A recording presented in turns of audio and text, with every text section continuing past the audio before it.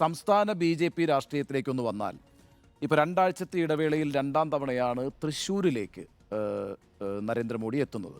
ആദ്യം അവിടെ ഒരു വലിയ വനിതാ സമ്മേളനം നടത്തുന്നു. ഇപ്പോൾ യാദൃശ്ചികമായിരിക്കാം സുരേഷ് ഗോപിയുടെ മകളുടെ വിവാഹം നടക്കുന്നത് തൃശ്ശൂർ ഗുരുവായൂരാണ്. പക്ഷേ അദ്ദേഹം സന്ദർശിക്കാൻ തിരഞ്ഞെടുത്ത ക്ഷേത്രം തൃപ്രയാറാണ്, തൃശ്ശൂർ തന്നെയാണ്. കൊച്ചിയിൽ അദ്ദേഹം ഒരു റോഡ് ഷോ സംഘടിപ്പിക്കുന്നു എന്നുള്ളത് ശരിയാണ്. അപ്പോഴും ഒരു ശ്രദ്ധ വലിയ രീതിയിൽ കേന്ദ്ര നേതൃത്വം നൽകുന്നൊരു മണ്ഡലമായി തൃശ്ശൂർ മാറുന്നുണ്ട്. അപ്പോൾ ഇക്കുറി നടക്കാനിരിക്കുന്ന ലോക്സഭാ തെരഞ്ഞെടുപ്പിൽ നിങ്ങളുടെ പ്രയോറിറ്റി മണ്ഡലം എന്ന് പറയുന്നത് തൃശ്ശൂരാണോ? ഒരു സീറ്റ് അത് തൃശ്ശൂരിൽ നിന്ന്, ഇതാണോ ലക്ഷ്യം ബി.ജെ.പിയുടെ? ഞങ്ങളങ്ങനെ ഏതെങ്കിലും ഒരു സീറ്റ് മാത്രം കേന്ദ്രീകരിച്ചുകൊണ്ടല്ല പാർലമെന്റ് തെരഞ്ഞെടുപ്പിൽ പ്രവർത്തിക്കുന്നത്. 20 പാർലമെന്റ് മണ്ഡലങ്ങളിലും ഒരേപോലെയാണ് ഞങ്ങളുടെ പ്രവർത്തനം സംഘടിപ്പിക്കുന്നത്. അതിലൊരു കാര്യം ശരിയാണ്, ചില പാർലമെന്റ് മണ്ഡലങ്ങളിൽ കുറച്ച് ശ്രദ്ധ കേന്ദ്രീകരണം, കുറച്ചുകൂടി ഞങ്ങൾക്ക് വിജയ സാധ്യതയുള്ള മണ്ഡലങ്ങളിൽ കുറച്ചുകൂടി ശ്രദ്ധ കേന്ദ്രീകരിക്കുമെന്നുള്ളത് ഏത് പൊളിറ്റിക്കൽ പാർട്ടിയും സ്വീകരിക്കുന്ന ഒരു സമീപനമാണ്.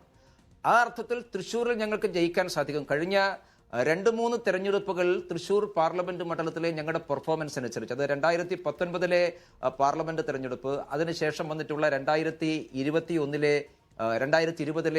ലോക്കൽ ബോഡി തെരഞ്ഞെടുപ്പ്, 2021 നിയമസഭാ തെരഞ്ഞെടുപ്പ്, ഈ 3 തെരഞ്ഞെടുപ്പുകളിലും കമ്പാരറ്റീവ്ലി തൃശ്ശൂർ പാർലമെന്റ് മണ്ഡലത്തിൽ ഞങ്ങൾക്ക് നന്നായിട്ട് പെർഫോം ചെയ്യാൻ വേണ്ടി സാധിച്ചിട്ടുണ്ട്. അതുകൊണ്ട് തൃശ്ശൂരിനെ സംബന്ധിച്ചിടത്തോളം ഞങ്ങൾക്ക് ജയിക്കാൻ സാധിക്കുമെന്നുള്ളൊരു സാഹചര്യമുണ്ട്. കഴിഞ്ഞ പാർലമെന്റ് തെരഞ്ഞെടുപ്പിൽ അവിടെ മത്സരിച്ച സുരേഷ് ഗോപി അതിനുശേഷം തൃശ്ശൂർ കേന്ദ്രീകരിച്ചുകൊണ്ട് ധാരാളം കാര്യങ്ങൾ ചെയ്യുന്നുണ്ട്.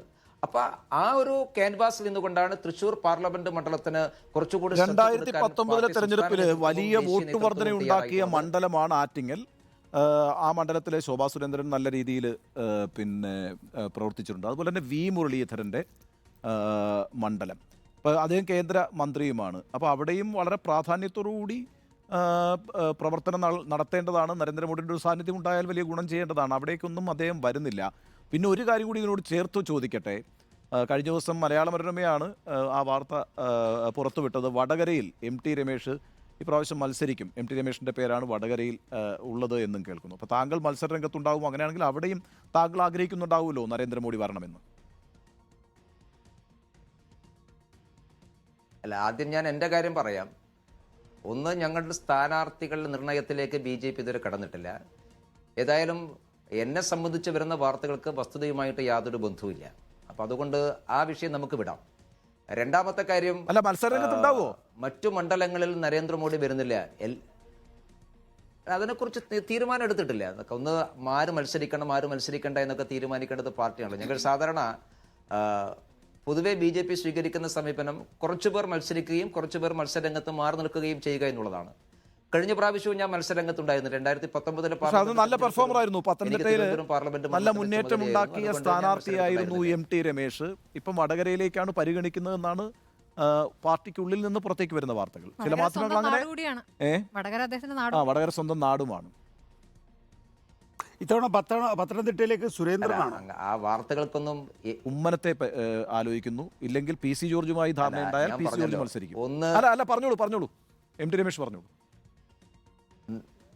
നിങ്ങൾക്ക് ഈ വാർത്തകളൊക്കെ കൊടുക്കാൻ സ്വാതന്ത്ര്യമുണ്ട്. കാരണം തെരഞ്ഞെടുപ്പ് വരുമ്പോൾ അങ്ങനെ പല വാർത്തകളും വരും, പലരുടെ പേരിലും വരും. ഏതായാലും ഒരു കാര്യം ഞാൻ പറയാം, ഞാനുമായി ബന്ധപ്പെട്ട് വരുന്ന വാർത്തകൾക്ക് വസ്തുതയുമായിട്ടൊരു ബന്ധമില്ല. ഒന്ന്. രണ്ടാമത്തെ, ഞങ്ങൾ സ്ഥാനാർത്ഥി നിർണയത്തിലേക്ക് കടന്നിട്ടില്ല. ആ സ്ഥാനാർത്ഥി നിർണയത്തിന്റെ പ്രാഥമിക ഘട്ടത്തിലേക്ക് കടക്കുമ്പോഴാണല്ലോ ആരൊക്കെ മത്സരിക്കണം, എവിടെ ആരൊക്കെ മത്സരിക്കേണ്ട എന്നൊക്കെ തീരുമാനം. അതിലെ ഞങ്ങൾ കടന്നിട്ടില്ല. ഫെബ്രുവരി അവസാനത്തോടുകൂടി ആ ഒരു പ്രോസസ്സിലേക്ക് കടക്കണമെന്നാണ് ഇപ്പോൾ പാർട്ടി കേന്ദ്ര നേതൃത്വം ഞങ്ങളോട് പറഞ്ഞിട്ടുള്ളത്. അപ്പോൾ ആ ഘട്ടത്തിൽ നമുക്ക് അതിനെക്കുറിച്ച് കുറച്ചുകൂടി വ്യക്തത ഉണ്ടാക്കാൻ വേണ്ടി സാധിക്കും. പിന്നെ നരേന്ദ്രമോദി മറ്റു സ്ഥലത്ത് വരുന്നില്ല. അദ്ദേഹം പ്രധാനമന്ത്രി എന്നുള്ള നിലക്ക് കൂടുതൽ സ്ഥലങ്ങളിലേക്ക് വരും.